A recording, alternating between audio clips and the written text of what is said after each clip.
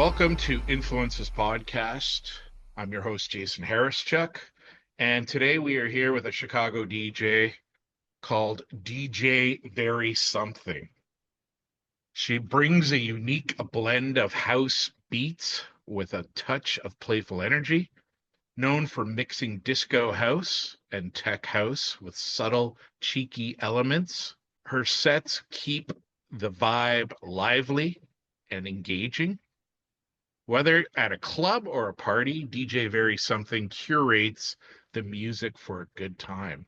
With a versatile presence, DJ Verysomething has played at nightclubs, street festivals, bars, house parties, and open decks, always eager to connect with fellow DJs and music lovers everywhere. Whether live streaming or spinning at events, DJ Verysomething creates an engaging and memorable vibe tailored for any occasion. 2024 has been a milestone year, marked with landing a residency and enough events to create a full calendar post on Instagram. As they push forward, DJ Verysomething's next goal is to have an entire month booked with at least one gig per week. Looking ahead to 2025, they're aiming to land a gig abroad, expanding their reach even further. Music has always been a big part of DJ Verysomething's life. It all began with the musicians in her family, and these musicians would play at home, filling their weekends with songs throughout the house.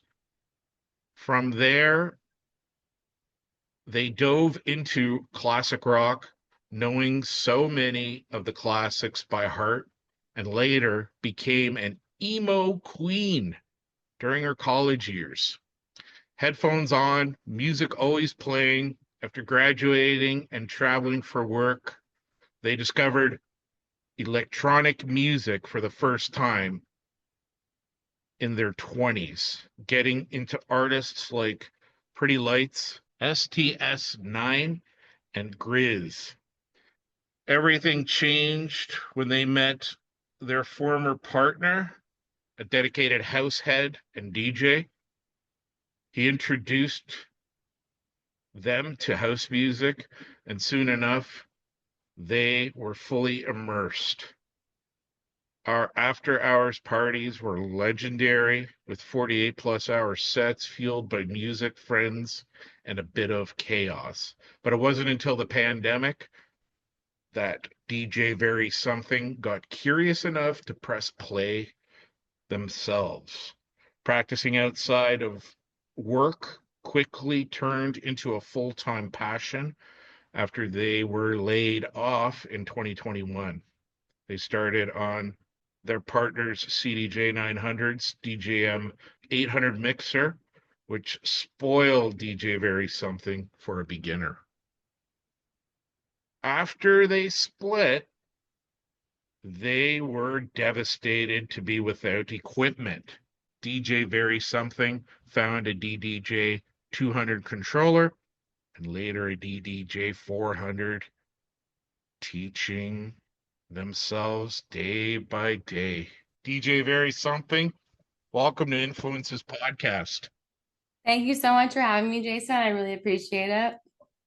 Well, it's great to have you on the program. Like, absolutely fantastic. And coming from Chicago, it's nice to speak with American neighbors. Yeah. That's awesome. Someplace I'm still trying to get to as well. Anyways, I'd like to start off by asking, in your bio, you started your journey as a DJ during the pandemic, and after your then partner got you into house music, right? And the bio also says you are self-taught. How did you teach yourself this craft of DJing? Great question. So I was laid off around the same time during the pandemic. I work in Right. events primarily, and with the pandemic, there weren't any events happening. So I had all the time in the world to spend behind the decks, and I instantly became obsessed. So I'm a very visual learner, um, and I didn't really have a lot of help from my former partner. So I turned to YouTube a lot. I turned to just experimenting. I understood the concept of mixing two tracks together. And once my former partner showed me how to start one track and how to start another track and turn the volume up into each other, it just clicked instantly. It clicked instantly. And I've been playing for at least 2 hours a day, honestly, ever since. Maybe I'll have a day or two in between that will have no practice at all. I mean, I don't even think that. I'm pretty sure I practice at least for an hour every single day. Every single Yeah, day.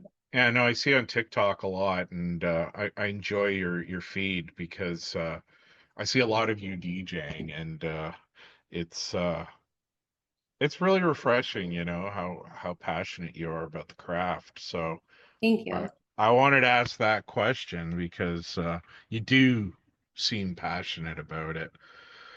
You're friends with my social media consultant and renowned DJ, My Girl Tuesday.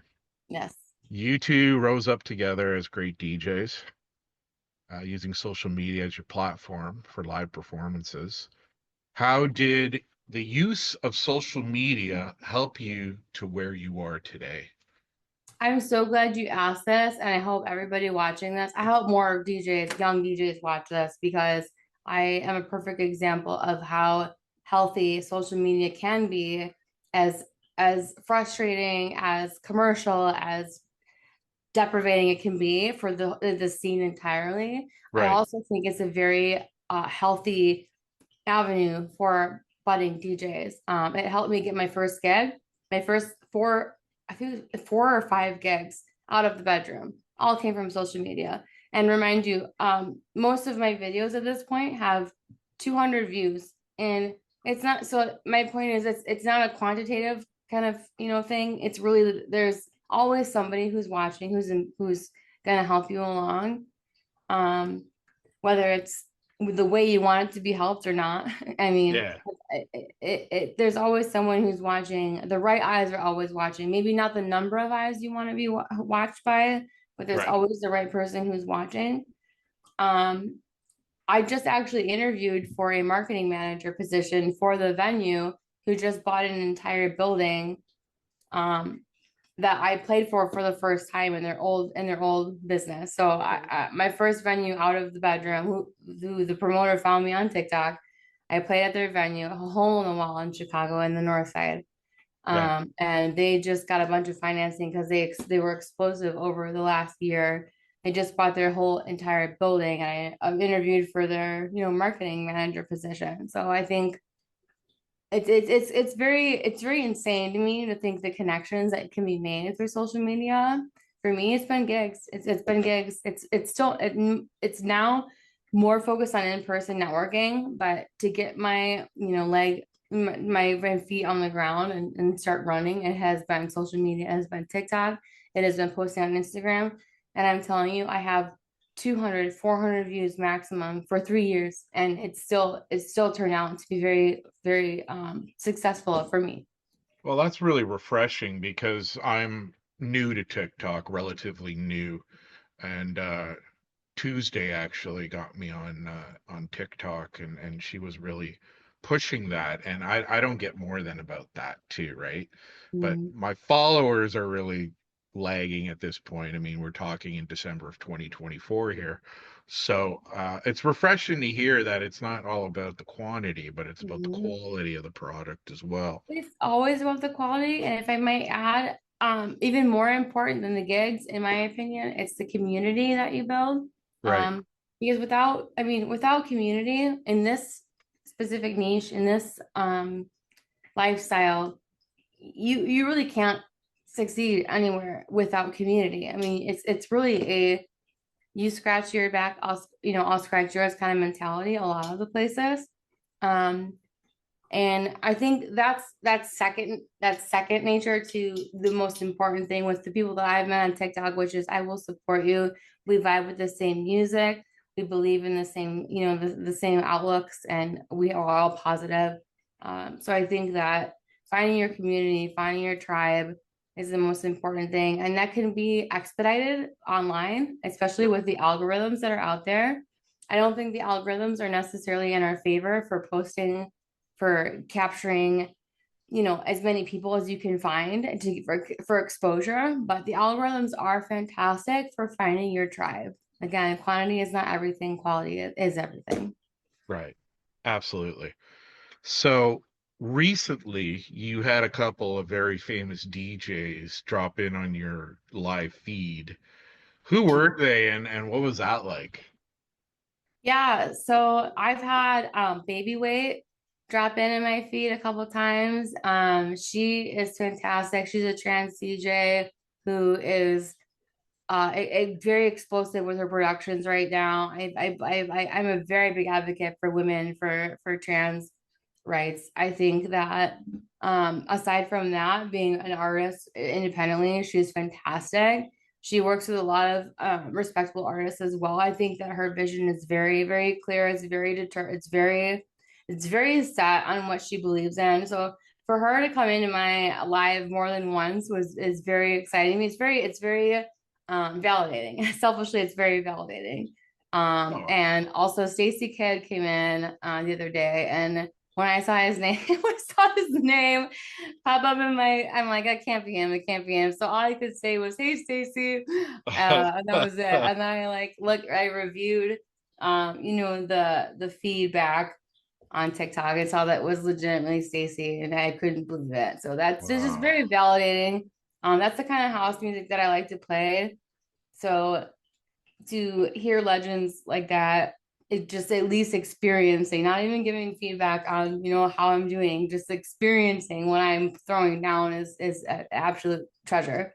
Yeah, I'm a little like jealous about the Stacy Kidd bit because I remember I saw that post on TikTok and I'm like, oh, one of my favorite records he did was about 25 years ago. It was called Let's Party, and I have it on vinyl, and it was like a smoking record. It was great. And then to see you do what you do and have Stacy drop in, I was really happy for you. So Thank you so much. And I yeah, think it speaks more volumes of Stacey as an artist, because Stacey could be doing anything. Stacey could be working on Stacey continuously, right? right. But he chose to be on this app, to have a presence, and to invest in other smaller DJs and to be curious. And just the genuine curiosity of smaller artists is what I respect so much, because like I said, he could be so preoccupied with everything going on in his life and all his successes. But the fact that he's curious about smaller artists and invests time in them is huge to me. Wow. Yeah, no, that's fantastic. It reminds me a lot of Mark Farina. Yeah. I had him on my season finale last season, and you know, uh, I'm still thankful he came on the program. I mean, at the time I didn't have much, and just shouted him out on Twitter, and yeah, he said he'd do the program. It was so that really reminds me a lot of what Stacy did for you. So that's great that there are artists out there that are giving back in that way. Just saw Mark Freeman last weekend at Smart Bar. Are you familiar with Smart Bar in Chicago? Glad you mentioned that because I've always wanted to go there, and I'm on leave from my job right now. It's like a sabbatical, Mm, and I was trying to get out to Chicago, and it just didn't work out. And I mean, I'm on Smart Bar's mailing list. Like, tell me mm. about that experience. That must have been awesome. It was phenomenal. I wasn't able to stay for the entire set with DJ Sneak at the end, but I had a set that night too, and I 2 weeks before I found him on Smart Bar's lineup, and like, why I was set. And I was honestly thinking, I would hope my set time is pretty early, so I can dip out and go to Mark Farina and DJ Sneak at Smart Bar, Were which you ended up there? working out. Were you DJing at Smart Bar early, or was it Oh another no, venue? that is the ultimate. That's the ultimate goal for me in Chicago is Yeah. to spin at Smart Bar. Yes, absolutely. If I've spin at Smart Bar, then I know in my opinion that I've made Okay, if it. you get on the bill, I'll come down to Chicago to I watch would love you. that. You're a guest list Yeah. for life. Yeah, I would totally come down for that. Okay, so it's funny that we're laughing here right now because my next question talks about cheekiness. And what are the subtle cheeky elements that grace your mixes? That kind of popped out in the bio for me.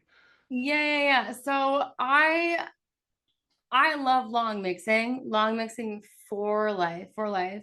I've tried to do short mixing. I love tech house a lot. I love modern tech house, but there's a point where it just stopped doing things for me. I think it's very just like start and stop, and it's just Yeah. very like for me it's cheap. It's very cheap. But when it comes to the cheekiness, I think it's the playfulness of my sets. Okay. I feel like I'm very playful with the long mixing. It's very the juxtaposition is very untraditional and surprising. I think that I will milk a mix for a long time. I also have a brand, very something brand that which started my DJ name that's very cheeky.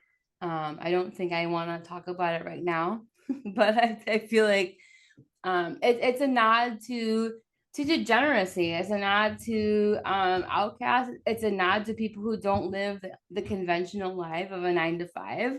I feel like I know my audience very well, and I know tracks with like specific lyrics that will resonate with them. I think the cheekiness comes with taboo, and I think it's not just taboo in the lyrics and the meaning; it's also taboo in my style of mixing. Okay, great answer. Um, one of the reasons I wanted to interview you was the fact that you are a Chicago House DJ who actually lives in Chicago. Yeah, yeah. Uh, what's it like living in Chicago and being immersed in that scene? I thought about this question for a while, and I want to be completely transparent because my goal as a DJ is to help younger DJs succeed. I will not lie to you, it's extremely cutthroat. I don't think it's never not going to be cutthroat, but I feel like because where we're at, it's very competitive. Everyone is a DJ. I can't walk anywhere without throwing a rock and hitting a DJ. I also think that, I mean, humans are humans that putting human in a corner, you'll do anything to survive. I think it's the same thing for being a DJ here. I Right. think that there is more respect that could be paid. I absolutely believe there's more respect that could be paid for DJs and the house music scene in Chicago. Hmm. I Hmm. have said before that the music scene here has been embarrassing. I do Hmm. think that in recent years we've been doing better with like Arc Music Festival. I think that there are a lot of conglomerates that are coming around that are taking up space for independent venues, which I do not agree with. But I also feel like we have independent coalitions that are standing up for people. So there is a good fight here with the origins of house music. I think there are people who are definitely fighting for what we who we are. It's very competitive. So on both sides, you have corporations who are trying to monetize on what we have created, and then Right. you also have the underground scene who's trying to revive and trying to sustain what we have created. And I say we very humbly. I mean, as a city in general. Right. No, I actually wasn't excuse me, I wasn't expecting that answer, but I'm glad you said it Mhm. because I like to hear advocacy on that part, and I appreciate that, especially coming from an individual who's I'm a small time podcaster at this point, right? So hearing that from a DJ in a mecca in a city like Chicago is fantastic. So I think you've already touched upon this in the last question, but how does that influence you as a DJ who spins electronic music? So I asked you about you're immersed in this Chicago house music culture. You talked about it, how it's a cutthroat industry, but has that influenced you in any way as a DJ in that culture? Absolutely, absolutely. And I hate talking up on myself. Like I don't feel like this is coming from a completely a good place and humble place. Right, I love supporting young DJs. I love introducing my full-time job outside of DJing is event sponsorship. right, So it's basically connecting brands and events together. While that may seem very mainstream, very corporate, I have learned a lot when it comes to make connecting the dots, just making sense of people and translating that into DJing and advocacy. I adore women. I love women. I think women need to take up more space. I think men need to give up more space for women in this industry. So when it comes to changing or disrupting the scene or influencing the scene, I absolutely think and feel that my part is to educate young DJs, to keep an eye out for them, and to give opportunities for young DJs. I am all over for that. I hosted open decks twice a month in Chicago, and I will invite any person that I know that's been who's new. And my favorite, my easily my favorite thing about being in the scene in its entirety is watching a DJ play outside of the bedroom for the first time. oh yeah, That's what does it for me. Is that's it. oh yeah. Yeah, no, I absolutely agree with that because I had the privilege of doing that a few weeks ago at a live stream party, and yeah, one of the young women told me that it was her first time, and I felt really touched when she told me Right? that because I felt like I was sharing a piece of history with this young woman, and yeah, I know I totally agree with that.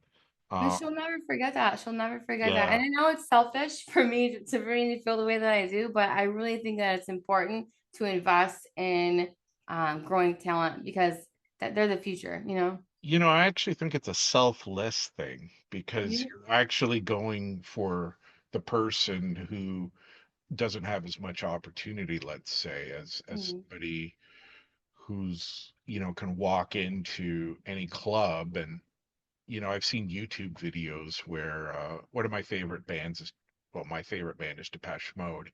And I saw a YouTube video where Martin Gore, one of the band members, actually got to DJ a little bit in the club. Oh, cool. Like that's the kind of that's the kind of like street cred he has, right? But somebody who's new and, gets up in front of people for the first time, and I mean, you know how it is when you Mhm. got people in front of you, you're making them dance. There's no other Mhm. better There is feeling, no other feeling. And right? I feel like I And have to a good, watch that is actually a selfless act, quite honestly. I don't think it's selfish at all.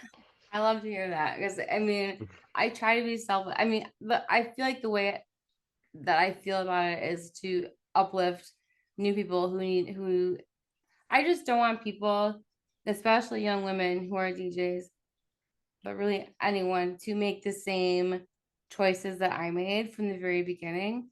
I had a residency before in the beginning of the year. I was super excited about it. That was a goal for me in 2024, as of 2023, was to gain a residency somewhere. I secured that in February. It ended up not being a good situation. I felt very taken advantage of, and it wasn't um, lucrative or not only lucrative, it wasn't satisfying. It wasn't beneficial for me. I was exerting more than it was worth for me. Right. Um, and I think it's important as a DJ. I know it's important as a DJ to know your worth and to absolutely exert your worth and to Yeah. make known your worth. Hmm. Um, So I was going to ask you about this residency. Was it the same one, or yeah, yeah, was yeah, this yeah. okay? Well, yeah, no, it's you know what, it's good to hear that because some people take too much abuse. And Yeah. one of my other guests that's been on the program, who also identifies as a woman, says that, you know, you have to know your worth. So it's good that we're hearing this again in this interview as well. I've seen recently that you've been dabbling in production a bit. Hmm. Uh, is that something you want to transition to? Why or why not? I think transition is not the correct word. I definitely want Okay. to fuse Okay. production and DJing together. Right. Who knows? Maybe one day when I am good at producing, it will take over me. It has the amount of discipline and hyper focus that it deserves that I definitely can give it. Right. For now, I am still obsessed with DJing. I think that I have a long way to go with production, but as far as I know, all of the DJs that I really respect and my ultimate goal beyond playing mega festivals. If I'm at a mega festival, then that would be a goal, right? If I'm at Tomorrowland, that would be a goal. But I Right. ask myself, what am I spinning? And my answer is an entire set of my own music. So I would love to eventually be able to like Dead Mouse. You know, that's an icon that I see. Like when you go Yeah. to a Dead Mouse show, Dead Mouse is playing Dead Mouse tracks, right? Yeah. So Yeah. that's a goal for me is to be able to spin an entire set of just my music. That's awesome. Yeah, that's a great goal to have, I think. Um, so that segues, I mean, you just talked about Dead Mouse, but who are your other electronic music influences? I mean, let's talk about the definition of electronic music because Okay, sure. I'm more of a dance. I How mean, do you define it then? How do you define oh electronic? Lord, don't put me on the spot. So No, that the question spawned from that answer. So I thought that was actually a good way to respond. What do you it all depends on what you consider electronic music is, right? yeah, I mean, I believe in my opinion, which is, you know, very amateur, I think that house music falls under dance music, which also falls on, you know, does fall under electronic music, but very, I think loosely. There are people who disagree with me. But That's my, fine. that's fine, it's fine, That's right? fine. I, my major influences,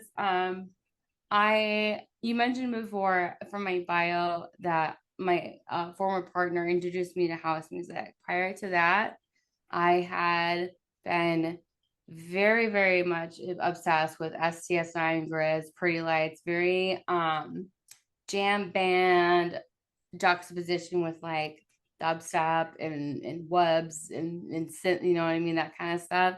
Cool. And then house music came into my life, and I will never forget the first house track I ever heard was "Don't Leave Me Lonely." It's a remix by Claptone featuring Ooh, Yeba.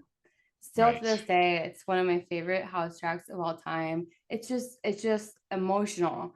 It's that emotional piece. And I was listening to emo back in the back in the day. Yeah, wow. I have bipolar, so I'm a very emotional person, like through and Okay. through. I experience Okay. everything very intensely. Right. So when something comes along and it feeds that need to Yeah. feel, I really much appreciate that. So it's the house music that really taps into that, and the vocals. Mark Farina, we talked about. Derek Yeah. Carter is a huge influence. I think Martinez brothers are a huge influence as well. Yeah. That's great. And thank you for sharing the part about your condition. Oh yeah, Hope absolutely. I'm very open everything's about it. cool. Yeah, about that. Um, so last question. My favorite question to ask, not so much my guest's favorite question to answer, but here it goes. How do you feel that you are an influence to electronic music or DJing or both? I, I am a purveyor. I will touch back. And I am so I don't care how ego this sounds, I will touch back on what we just talked about. I am a purveyor of new talent. I'm a purveyor of people who are legitimately, you know, in touch with the purpose of house music, with the true origins, the true roots of where house music came from. I think that my whole purpose here is to uplift others. I think DJs supporting DJs is everything. And I wouldn't be getting gigs without people supporting me. And Yeah, I get the most kick out of supporting other DJs. So my influence on electronic music is purveying opportunities for other DJs who are just starting out. that was a fantastic answer. Thank It's you. like you couldn't wait to answer it too. I I love it. couldn't, I mean, that's literally the whole point. It's the whole point of me doing this is that. That's awesome. Well, DJ Verysomething, thanks so much for being on Influences podcast. You have been a treat to talk to, and I Thank wish you you. all the best. Thank you, Jason. Take care. You too.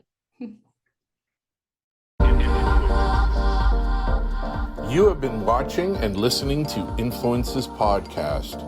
Influences Podcast is written, produced, and hosted by yours truly, Jason Harischuk. Also produced by Angela Churchill, aka Purple Sapphire. My social media consultant is Christina Laukinen, also known as My Girl Tuesday. Check out Influences Podcast on Instagram at influences_podcast. That's influences_podcast. Thanks for watching and listening.